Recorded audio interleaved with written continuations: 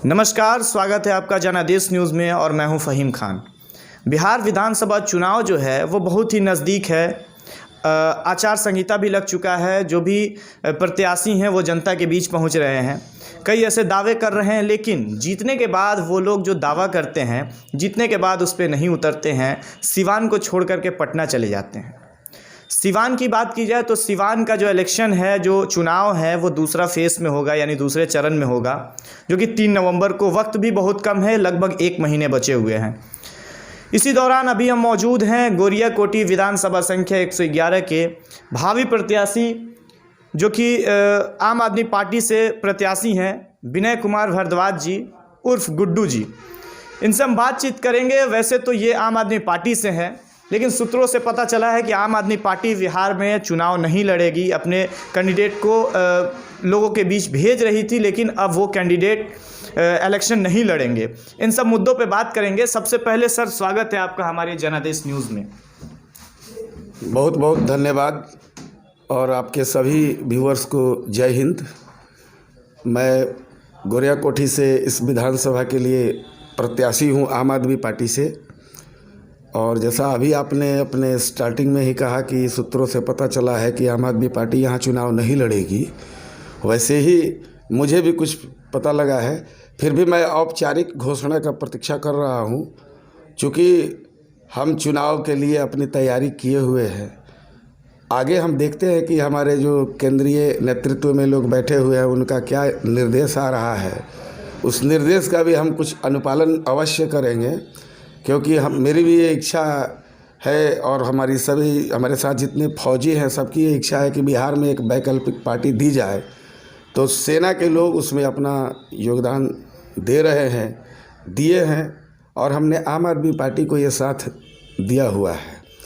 अब ये उनके ऊपर निर्भर करता है कि क्या करेंगे। चुनाव है, चुनाव में हम भाग लेंगे या नहीं लेंगे। जैसे ही आधिकारिक घोषणा हो जाती है उसके बाद उसकी हम पुष्टि कर देंगे आपको। देखिए सर, चुनाव बहुत नज़दीक है। जो भी भावी प्रत्याशी जनता के बीच जा रहे हैं, और आप एक फौजी होने के नाते आप जनता के बीच पहुंच रहे हैं, और किन वादों को आप कर रहे हैं जो पिछले आने वाले 5 साल आप करने वाले हैं काम को? देखिए, मैं फौजी तो हूँ, ये सब जानते हैं, लेकिन एक आम नागरिक भी मैं हूँ। और आम नागरिक को यहाँ क्या क्या कष्ट है, और ये लोकतंत्र बना किस लिए है। परिवर्तनशील लोकतंत्र परिवर्तनशील होता है। उसमें हम अपने कष्ट निवारण के लिए हमें कैसा नेता चाहिए खुद चुनना है, और ये हम चुनते हैं। तो मैं जब जनता के पास जाता हूँ तो वादे तो उनके वही है। आखिर आपको घर चाहिए या कुछ और चीज़ चाहिए, पार्टी कोई भी आए, शिक्षा, स्वास्थ्य, रोजगार, मुख्य चुनावी मुद्दे जो हैं जिसको हम बनाते हैं, ये चुनावी मुद्दे नहीं होने चाहिए।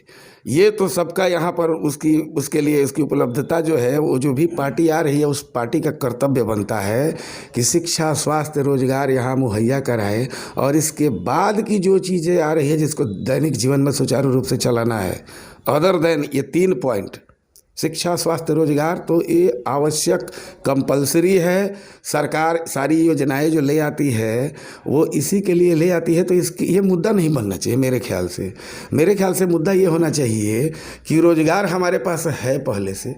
मान लीजिए कि रोजगार है, उसको हम और उसमें बढ़ोतरी कैसे कर सकते हैं या उसकी गुणवत्ता कैसे बढ़ा सकते हैं।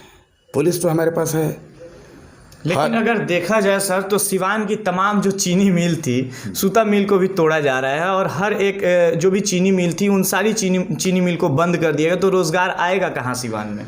बस ये वाली जो बात है, तो इससे पहले जितने हमारे यहाँ से प्रतिनिधि रहे हैं, जिस समय चीनी मिल बंद हुआ तो एक कोई ऑप्शन होना चाहिए कि अगर हमने एक दरवाज़ा बंद किया तो दूसरा दरवाज़ा खोल देना चाहिए। सूता मिल तो मुझे नहीं लग रहा है कि कभी वहाँ से कुछ प्रोडक्शन हुआ होगा। आपको शायद अगर ज्ञात हो, मुझे नहीं मालूम है कि वहाँ से उत्पादन हुआ था कि नहीं, और उसमें एम्प्लॉइज थे या नहीं थे, तो किस तरीके से थे, मुझे इसकी जानकारी नहीं है। लेकिन सरकार जो इतना इन्वेस्ट की, अभी उसको डेमोलिश कर रही है, उसी जगह कुछ अन्य चीज़ को प्लांट करने जा रही है।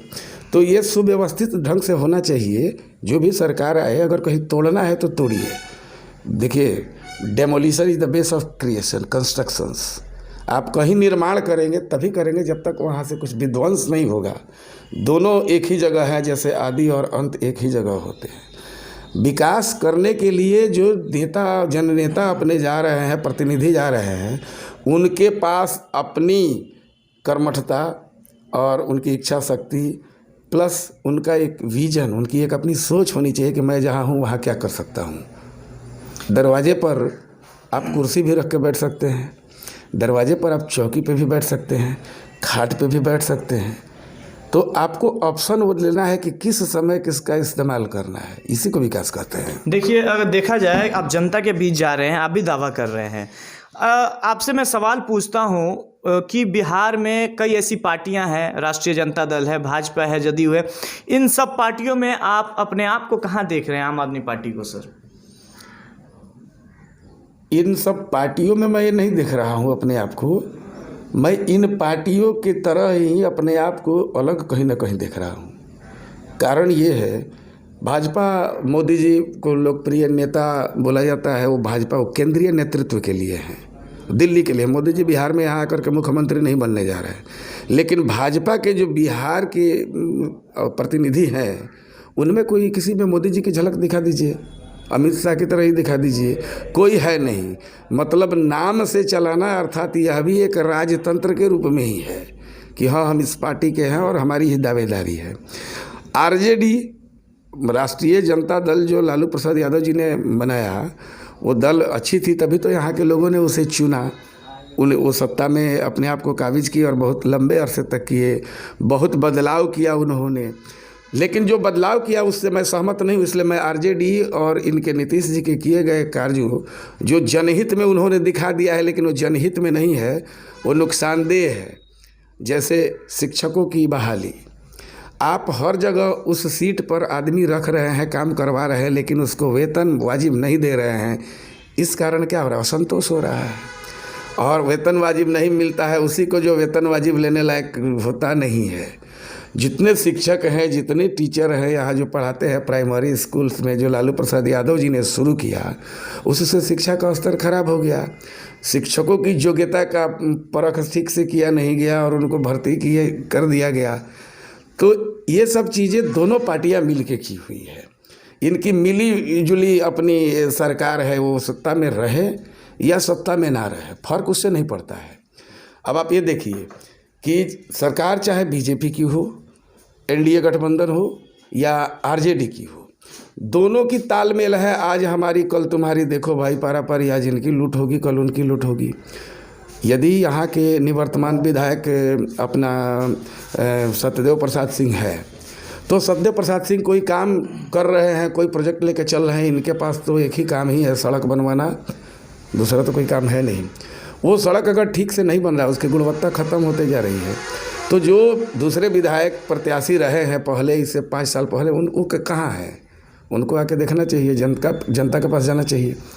सर, आपसे हम जानना चाहेंगे कि आम आदमी पार्टी, जैसे सूत्रों से पता चला है कि अपने कैंडिडेट को नहीं ला रही है, इलेक्शन नहीं लड़ाएगी, तो क्या आप आम आदमी पार्टी को छोड़ करके किसी अन्य पार्टी से चुनाव लड़ेंगे या फिर इंडिपेंडेंट चुनाव लड़ने का फैसला लेंगे?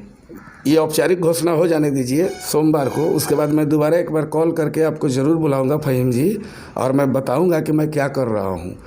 2 ही ऑप्शन होता है, या तो मैं चुनाव लड़ूंगा या मैं नहीं लड़ूंगा। अभी जिस सिचुएशन, जिस जगह पे मैं हूँ, यहाँ से आप इतना कन्फर्म मान लीजिए कि मुझे चुनाव लड़ना है, मैं चुनाव लड़ूंगा, क्योंकि मेरे साथ बहुत फौजी हैं और उन फौजियों के परिवार हैं जो जुड़े हुए हैं, उनकी इच्छाएं हैं। बहुत पैरामिलिट्री के जवान से, वो भी बॉर्डर पे काम करते हैं, लेकिन उनको पेंशन फौजियों की तरह नहीं मिलता है। तो हम उनके लिए भी यहाँ है, एक तरह व्यवहार किया जाना चाहिए। यूनिफॉर्म जो है एकता का प्रतीक होता है, और यूनिफॉर्म के लिए हम लोग ये अपना सत्ता और ये सब चीज़ इसके लिए आए हुए हैं कि या तो हमें सत्ता मिले तब हम उसकी यूनिफॉर्मिटी दिखाएं, या हम सरकार को अपनी उपस्थिति दर्ज करें। हमारे न्यूज़ के माध्यम से गोरियाकोटी विधानसभा संख्या 111 के तमाम जनता को क्या कुछ कहना चाहेंगे आप? जनता को मैं यही कहूँगा कि देखिए, ये मतदान है और आपको ये जो मिला हुआ है लोकतंत्र का, जब से यहाँ निर्माण हुआ, जब से झंडा फहराए, जब से झंडे को सलामी बजने लगा, तभी से विधायक और तभी से सांसद बनने लगे। तो कृपया आपके सामने जो करबद्ध जाके निवेदन करते हैं और वही आपका काम नहीं करते हैं, जो हाथ जोड़ता है धोखा वही दे सकता है।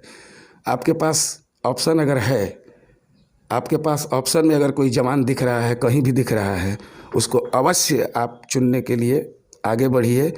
दूसरा, विश्वास किस पे करेंगे? बता दीजिए किसी के पास टैग हो ऑनेस्टी का। भारत में जितने भी सरकारी संस्थाएं हैं, एक फौज ही है और फौज में ही बची है ईमानदारी।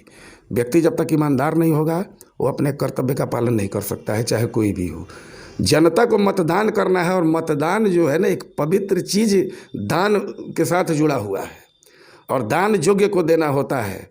दान ऐसे नहीं दे देना है कि किसी को आप दान दे दिए, और आपको गुप्त मतदान करना है, खुद से करना है।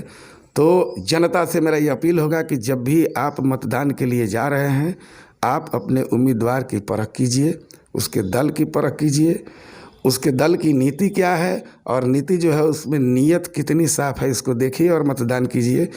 आपको मैं लग रहा हूँ कि मैं वैसा हूँ तो आप मुझे कीजिए, और मैं वैसा नहीं लग रहा हूँ तो आप आज़ाद हैं। जहाँ जिसको करना है वहाँ कीजिए, ये आपका मत है, दान आप ही कर सकते हैं।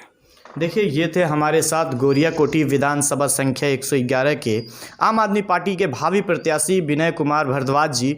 इन्होंने कहा कि जैसे सूत्रों से पता चला है कि आम आदमी पार्टी इलेक्शन नहीं लड़ रही है बिहार से, तो इन्होंने कहा कि अगर आम आदमी पार्टी इलेक्शन नहीं लड़ेगी तो मुझे इलेक्शन लड़ना है, और ये बहुत ही जल्द हम घोषणा करेंगे और आपको फिर से बुलाएंगे और बताएंगे कि हम इंडिपेंडेंट चुनाव लड़ रहे हैं या फिर किसी अन्य पार्टी से हमें टिकट मिल रहा है। न्यूज़ से जुड़े रहने के लिए चैनल को सब्सक्राइब करें, लाइक करें, शेयर करें और बेल आइकन दबाना ना भूलें। अपने सहयोगी कैमरामैन आलम के साथ मैं हूं फ़हीम और आप देख रहे थे जनादेश न्यूज़। शुक्रिया।